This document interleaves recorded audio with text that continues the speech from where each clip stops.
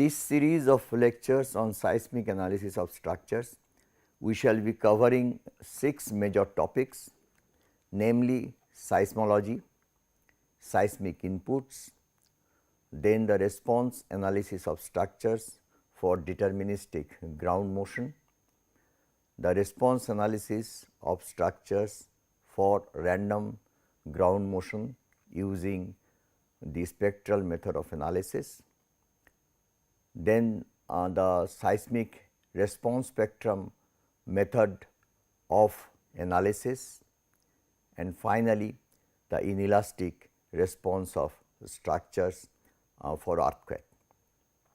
We shall use the book by T.K. Datta on seismic analysis of structures, published by John Wiley. The PPTs and the lecture materials all are prepared from that book. The last two links shows the or records the errata list of the book. So, they are available from these web links. The first 3 on the top web links, they have the slides for this lecture series, and one can download those slides free of charge, because they are uploaded in a public domain. Now, before I start the seismic analysis of structures, especially the first topic, that is the seismology, let me give you a very brief introduction about earthquake. Earthquake is a sudden and transient disturbance or motion on the surface of the earth produced due to geological disturbance within the earth itself. The earth has suffered hundreds of millions of earthquakes in its formative stage before the human race came into existence. In the olden days, people used to think earthquake as a curse of God, like other natural disasters. It is only in the 17th century, or rather the mid of 17th century, that the earthquake was viewed as a geological process. Since then, systematic data and observations were recorded, and utilizing those observations and the data, people try to understand about the earthquake phenomena occurring in the earth as a geological process. Those data also helped in providing the methods for the rational design and analysis of structures against earthquake. Those data also revealed some interesting features about earthquake, that is its probabilistic nature. The future earthquakes are all random in the sense that the occurrence of earthquake is not precisely known. Therefore, the probabilistic modeling of earthquake and the probabilistic analysis of structures for the probabilistic ground motion became important. Both seismologists and earthquake engineers, they are interested in the recorded data, but for different purposes. The seismologists use the data for understanding the earthquake as a geological process and try to look into the different causes, aspects and other associated phenomena that led to a better understanding of the earthquake process as such. Whereas, the earthquake engineers use the data for constructing seismic inputs for structures and for analyzing and designing the structures. So, the data which are recorded, they are utilized by both seismologists and the earthquake engineers for their own professional purposes. The data that is recorded, they are systematically analyzed, and many kinds of inputs for the analysis of structures were constructed from this particular data. Now, before I get into the seismology, that is the first part of our first topic of the lecture, let me tell you that the seismology itself is a very big subject, and rather can form a series of lectures on the seismology itself. But there are certain portions of the seismology that are of great interest to earthquake engineers as well as to the seismologists, as I told you before. They include the following, that is causes of earthquake, earthquake waves, measurement of earthquake, effect of soil condition on earthquake, then earthquake prediction and earthquake hazard analysis. So, these are the few topics on seismology that we will be discussing in the first few lectures of this series.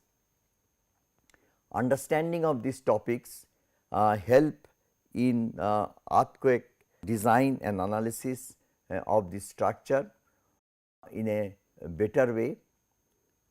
Further, the knowledge of seismology is helpful in describing earthquake inputs for structures where enough recorded data is not available. This is extremely important because there are many places where the earthquakes do occur and there is not a systematic recording data on the past earthquake. In those areas, one can construct artificially some earthquake inputs from the knowledge of seismology that earthquake engineers derive out of the data recorded on earthquake. The seismology that we shall be discussing here requires some knowledge of the interior of the earth. So, before we look into the earthquake as a geological process, let us have a look into the interior of the earth. The figure 1.1 shows that the earth is made of several layers. The top layer is called the crust. It is a solid plate like substance, slightly curved, so that it can cover the entire outer surface of the earth. Immediately below the crust is the mantle. Mantle is made up of molten material, and therefore, there is a distinct discontinuity between the mantle and the crust. The mantle is supported on the outer core and the inner core, forming the core of the earth.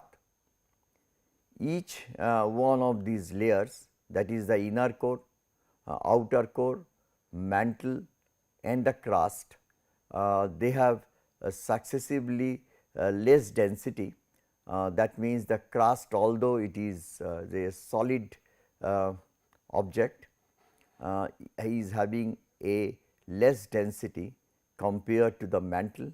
Similarly, mantle has a less density compared to outer core, and so on.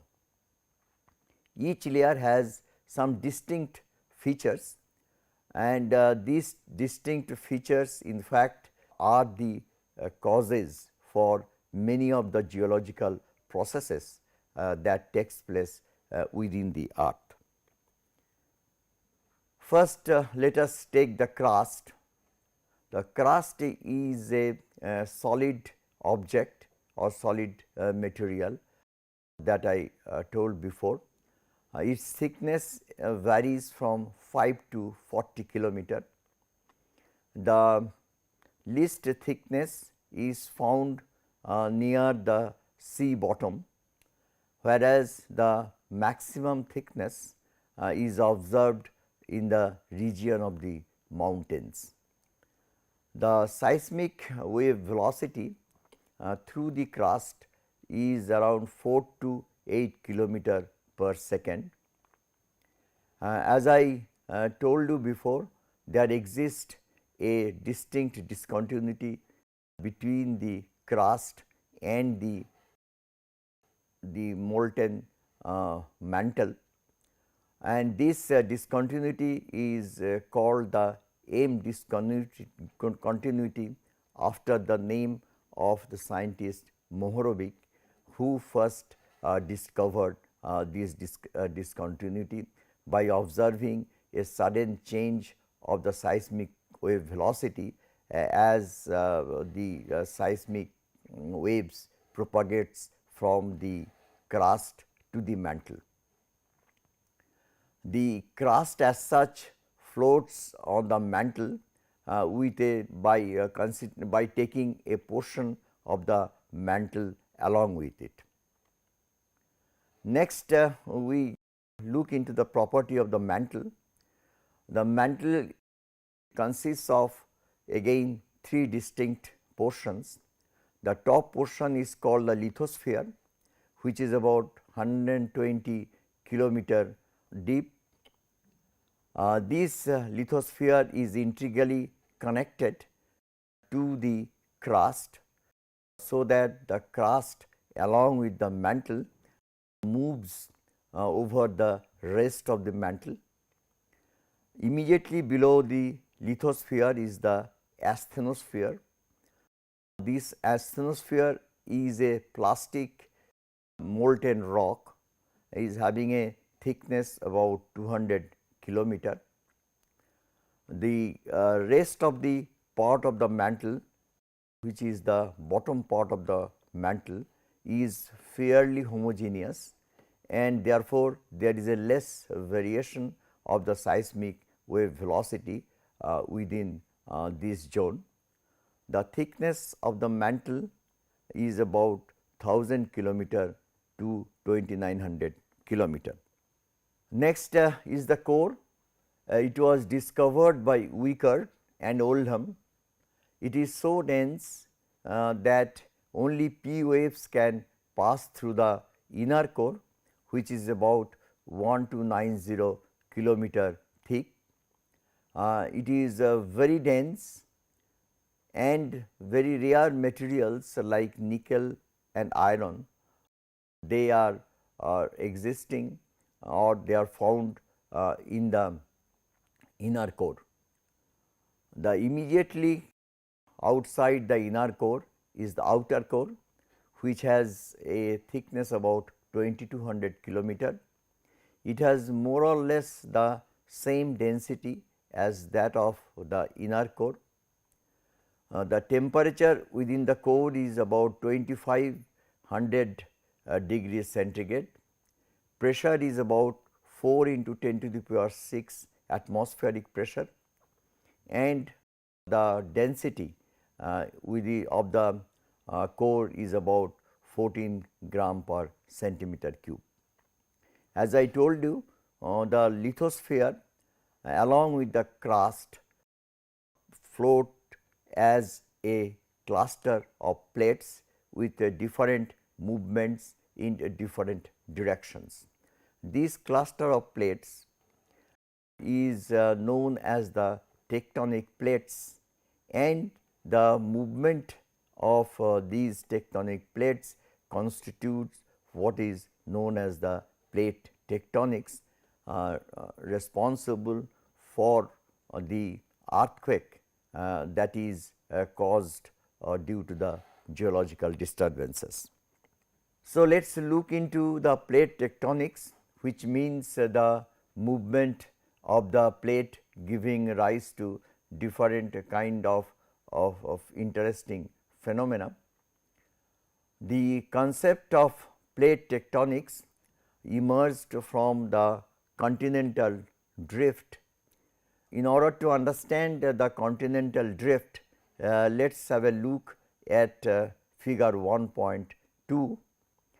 We can see that in this figure, in the mantle part there is a convective current, and this convective current is produced due to the energy that is coming from the radioactivity of the earth itself. These are the portions or the part of the mantle which moves upward, and it flows through the gap between the two plates. The reason for the presence of these gaps between the cluster of plates is that these convective currents are not uniform all through, and also there exists a difference in the temperature and the pressure all along on the periphery of the mantle. As a result of that, the solid portion of the outer surface of the earth, known as the crust, is not a one single unit covering the entire surface of the earth, and there exists a gap between two segments, or in other words, these crust like plate that is consisting of a number of plates, and between two plates there is a gap. So, through this gap the mantle flows outward because of the convective current. These phenomena give rise to the movement of the plates in different directions with different velocity, and this is known as the plate tectonics. Now, at the mid oceanic ridges, where two continents were joined together in the past at some point in the geological time, there the drift started between the two plates because of the upward flow of the hot mantle.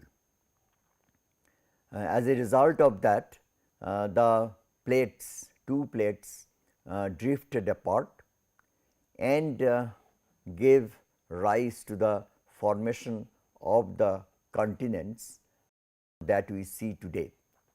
And therefore, the plate tectonics is the concept of plate tectonics came from the what we call continental drift. The flow takes place because of the convective circulation of the Earth's mantle that I showed before, and also I mentioned that this convective current is present because of the energy that it derives from the radioactivity inside the earth.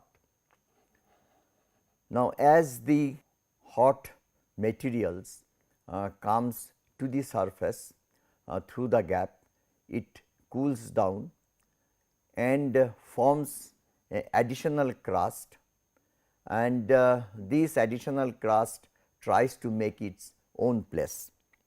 The new crust that is formed sinks beneath the sea surface, spreading continues, and when the lithosphere part of the tectonic plate reaches deep sea trenches, then a subduction process takes place, that is the crust which is already existing is experiencing a kind of thrust because of the new crust that is formed, and because of this thrust, one plate which is already existing goes below the other plate, and this process is known as the subduction process. We will discuss about this subduction process in more detail little later. So, the material of the existing plates which gets into the molten material of the mantle that starts what melting down, and as a result of that the old crust or the existing crust, they gradually melt down and a new crust is formed at the gaps, and thus there is a mass balance between the crust which is newly formed and the crust that melts down due to the subduction process. The continental motions are associated with a variety of circulation patterns, and because of this variety of circulation patterns only we have the movement of the plates that is continually taking place. The movement of the plates essentially takes place through sliding of lithospheres, and as I told you before, these sliding takes place in pieces, and these give rise to the movement of the tectonic plates known as the plate tectonics. There are 7 such major tectonic plates and many smaller ones. They move in different directions at different speeds that I told you before. Here in this figure we can see those 7 plates. This is the Eurasian plate, this is the North American plate, this is the Pacific plate, this is Indo-Australian plate, then this is South American plate, this is African plate, and this is the Antarctic plate. Between two plates we can see that the fault lines or the gap between the two plates that is continuously present, or in fact these fault lines or the gaps divide between the two plates, and these fault lines and gaps are very important in the sense that in this fault or the boundaries of the plate some tectonic activities take place, resulting in the earthquake process that we will be describing little later. 3 types of interplate boundaries that are existing.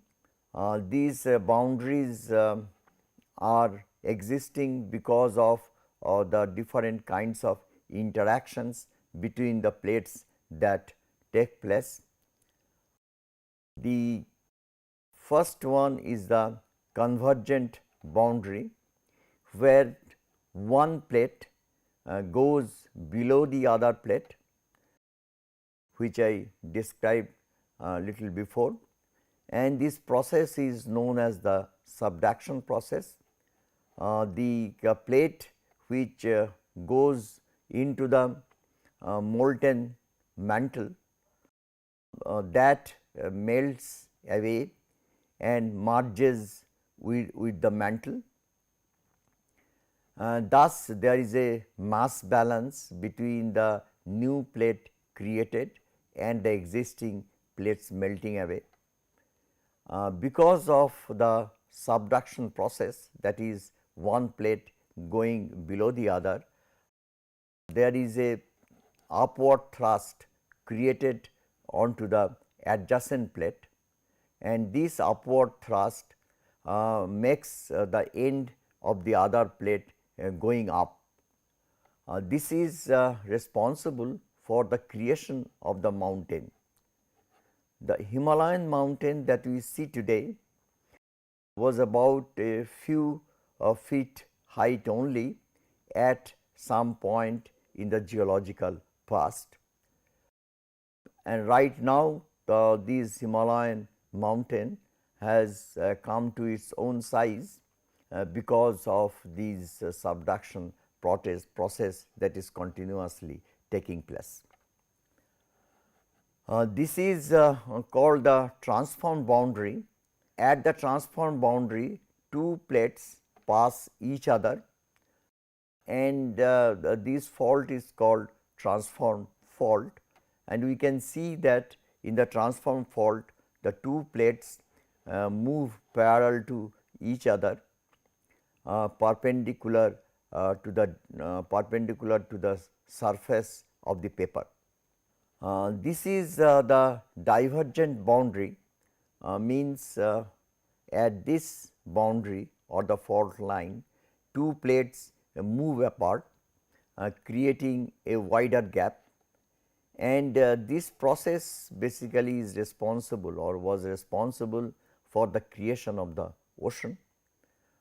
The movement of the plates outward, that leads to some kinds of stresses and strains produced within the plate itself, and that causes in turn some earthquake in the inside region of the plate, which again will describe little more in details.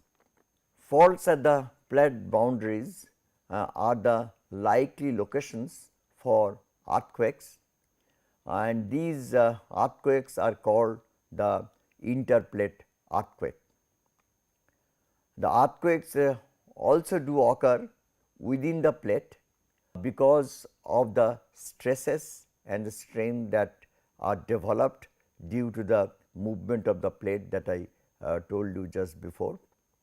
And when the stresses reach some limiting value within the plate, then there is a slip of rock bed releasing energy there, and this kind of earthquake is known as the intraplate earthquake.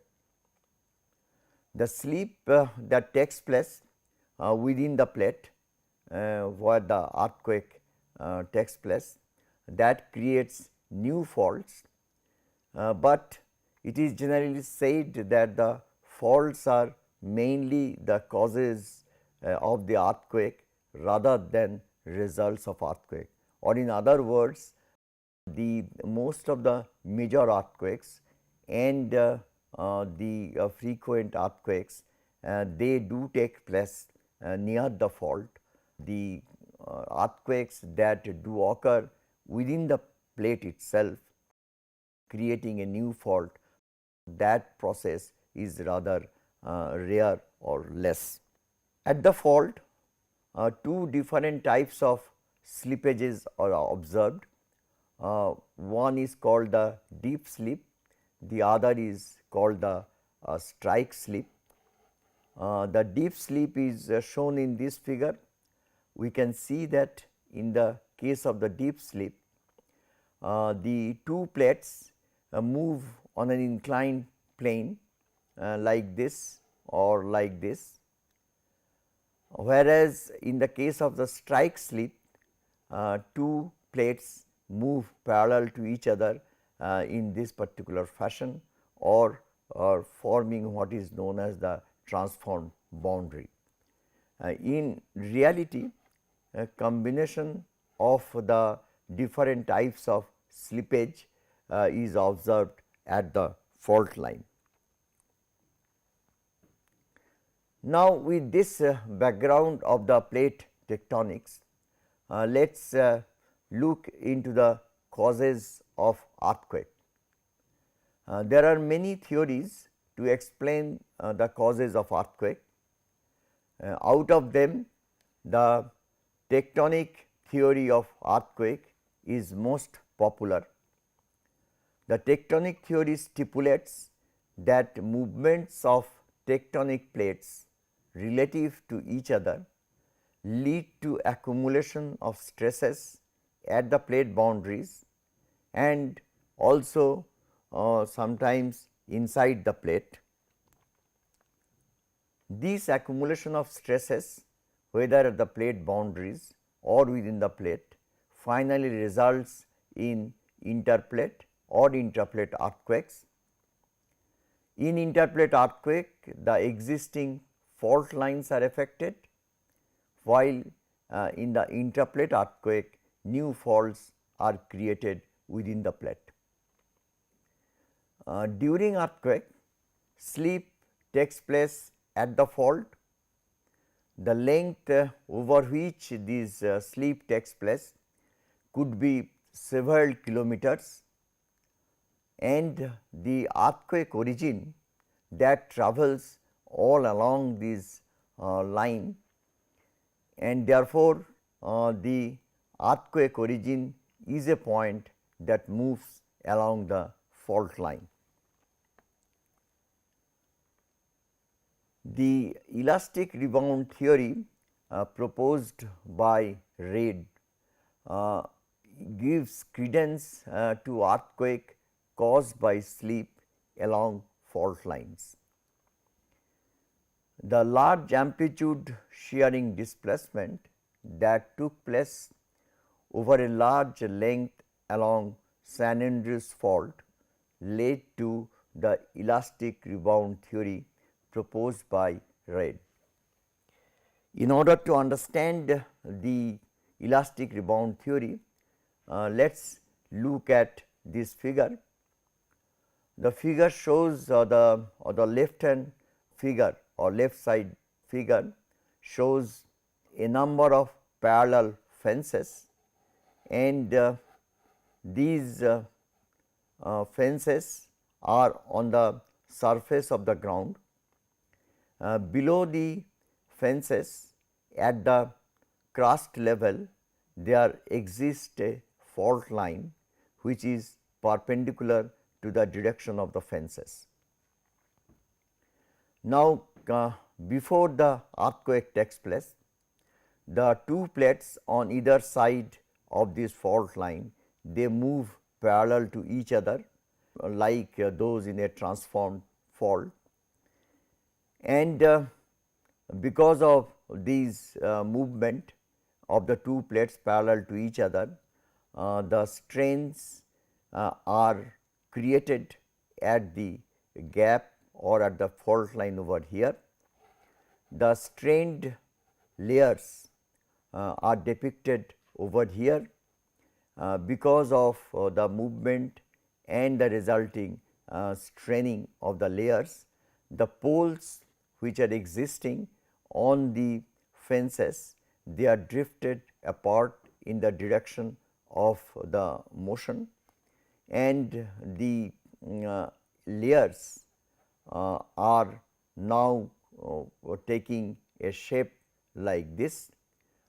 This is just before the earthquake, when the strains which are accumulated along these fault line, they reach a limiting value of the strain, then the crushing of the material takes place over the length of the fault line, and as a result of that, there is a release of energy and the earthquake takes place. And as soon as this release of energy takes place, then these layers bounces back to its original position, or in other words they again become parallel, but creating a permanent drift between the two layers or between the two poles in the direction of the fault line. So, this is a typical picture of the fences that was observed after the earthquake.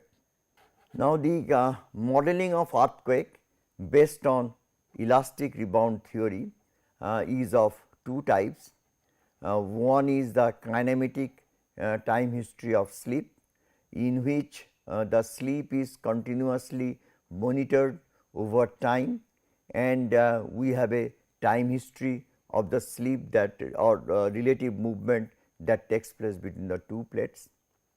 The other is the dynamic shear crack and its growth. So, the cracks that takes place and how it grows is monitored over time. So, based on that we can model also the rebound theory. An earthquake caused by slip at the fault proceeds in the following way, or in other words we can summarize how the earthquake is caused due to the slip. Owing to various slow tectonic activities, strains accumulate at the fault over a long time. Large field of strain reaches a limiting value at some point of time, then slip occurs due to crushing of rock and masses. The strain is released, releasing vast energy equivalent to blasting of several atom bombs. So, the energy that is released is very large, and the strained layers of rock masses bounces back to its unstrained condition, and this is known as the elastic rebound theory. Now, the slip could be of any type that we have described before, that is deep, strike or mixed, giving rise to a push and pull forces as shown in this figure. This is before the earthquake. So, the layers are strained over here, two layers are strained, and after the earthquake takes place, the strained layers they bounces back to its parallel position, creating a permanent drift, and this movement of the two plates as a elastic body creates the push and pull forces.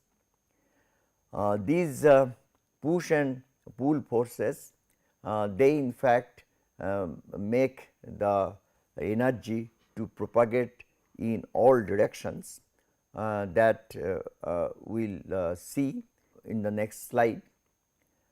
The slip velocity at an active fault is about 10 to 100 millimeter per year. The push and pull forces can be conceived of as a double couple like this, and these kind of double couple of forces that is generated at the place where the earthquake takes place. As a result of that, we have the forces occurring in this direction as well as perpendicular to this direction, and in this direction basically the wave start propagating. So, therefore, the waves produced due to the earthquake they propagate in all directions from the point it is generated, and these waves pass through the crust as well as the soil layer overlying the crust.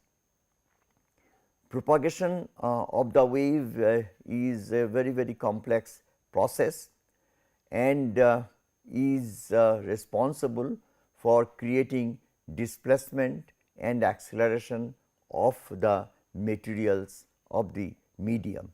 And these displacements and acceleration of the particles of the medium that basically we measure on the top of the ground, and that gives us what is known as the earthquake record. The majority of the waves travels through the rocks within the crust and then passes through the soil to the top surface. This process of the generation of the waves can be explained from a simple example. If we consider a pool of water, in that if we throw a stone, then immediately there is a input of energy into the water mass, and because of this energy input, the ripples are created and the energy that is inputted travels by creating these ripples in the water medium known as the water waves, and it passes energy from one point to the other. In the process also it temporarily or locally moves the medium particles up and down, but it does not carry the materials along with it or the particles of the materials along with it. The other theory of tectonic earthquake stipulates that earthquake occurs due to phase changes of rock mass, not because of the slippage or the slip that takes place at the fault lines. And this phase change of rock mass is accompanied by a volume changes in a small volume of crust, and this in turn creates what is known as the tectonic earthquake. The volume change which is associated with the changes of the phase of the rock mass is again is created due to convective current that is continuously taking place in the mantle. Those who favor this theory, they argue that the earthquakes do occur at greater depths where faults do not exist, and therefore, the theory based on the slippage of the rocks at the fault line, they no more becomes valid. Now, let us come to the seismic waves that are created due to the release of energy at the point where earthquake takes place. The large strain energy which is released during earthquake propagates in all directions because of the push and pull forces that we described before. The seismic waves move within an elastic medium. This elastic medium is the medium which is primarily consist of the solid rocks or the crust plus the overlying soil on that. These waves called seismic waves transmit energy from one point to the other and finally carry it to the surface. How the seismic waves transmit energy from one point to the other, that was discussed in just before by giving an example of a pool of water. Within the earth, the waves travel in almost homogeneous, elastic, unbounded medium, because within the earth itself, when the earthquake waves move, it moves within a very large volume, and therefore, we can say that the elastic waves are moving within an unbounded medium, and these earthquake waves which are moving within the earth itself is called the body wave. When these waves arrive on the surface, they move as surface waves. The reflection and refraction of the waves do take place near the surface at every layer, because we have seen that the interior of the earth is consisting not only of a few large layers called crust, mantle and so on, but within the crust itself we have several layers, and the layers which are adjacent to the surface of the ground, they are the reflection and refraction of the waves do take place, and as a result of that the nature of the waves get modified or get changed. The body waves are of two types, P and S waves. S waves are also called the transverse waves.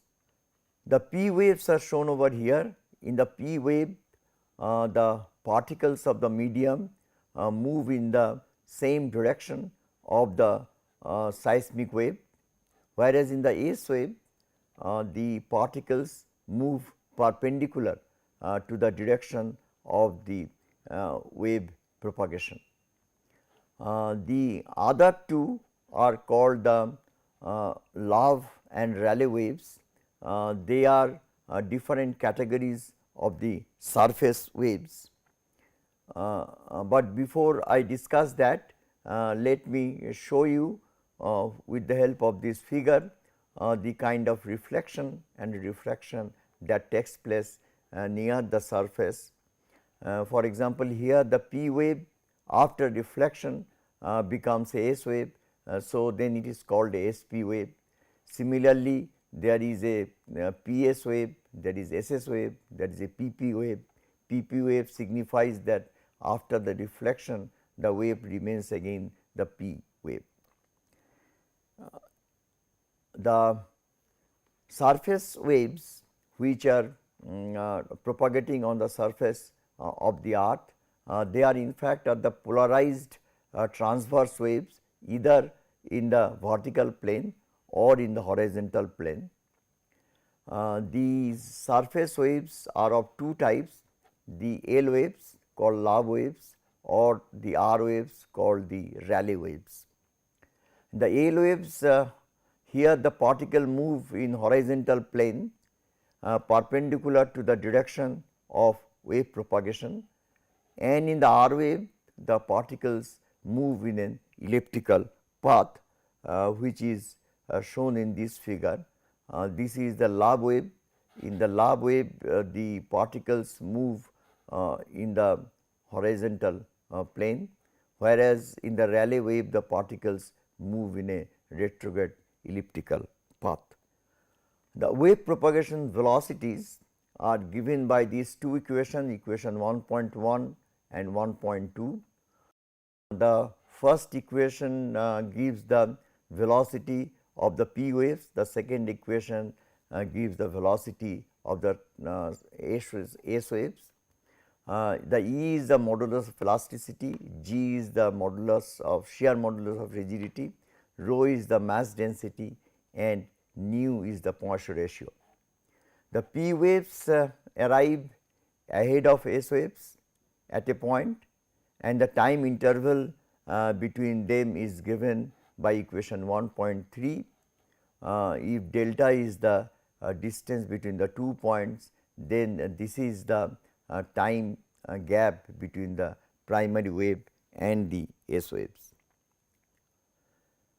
Now, as the waves come onto the surface, then one can measure the earthquake records by measuring the ground displacement and accelerations, and this figure shows a typical recorded ground acceleration. Left hand side is the point of interest or the site itself, and we can see that the P waves arrive first, followed by PP, then followed by S waves, then followed by SS waves, and at the end we get the surface waves. Now, these waves can be classified into 4 categories. First one is practically a single shock. It occurs near the source, that is, if we take a record near the source, we will get this kind of trace. It is observed in the firm ground and for shallow earthquake. Then we have got moderately long irregular trace of earthquake. This is observed for places which are at moderate distance from the source, also recorded on firm ground. An example is that of El Centro earthquake. A long ground motion with prevailing period, this typically happens when there is a soft soil and the ground motions gets filtered through the soft soil. The example is the Loma Prieta earthquake. And finally, the ground motion which involving the large scale ground deformation, that is a disastrous earthquakes where landslides, soil liquefaction, etc. do take place. The examples are Chilean and Alaska earthquake. The most ground motions are intermediate between those described before or mixed type. Amongst them, nearly white noise type of earthquake record having a variety of frequency compositions are more frequent on firm ground. These earthquake records are called broadband earthquakes. Narrowband earthquakes are the ones which are typically observed in the soft soil, where concentration of energy is limited within a small band of frequency. That is how it is called a narrowband earthquake. This figure shows the single shock kind of record, and one can see that after the first shock itself, the ground records they almost die down. This is the mixed kind of ground record which are frequently observed in most of the earthquakes on firm ground. This has a mixed frequency and has a broadband characteristics, that is, the energy of the earthquake is distributed over a large range of frequency, and this is the ground record taken for the soft soil condition. There is a predominant frequency, as I told you, and around that frequency the most of the energy is concentrated. So, this is the predominant frequency one can see. We have different kinds of the earthquake traces or the 4 categories of the earthquake traces that I described before. So, with this earthquake records, we make many kinds of earthquake inputs that we will be describing in the subsequent lectures.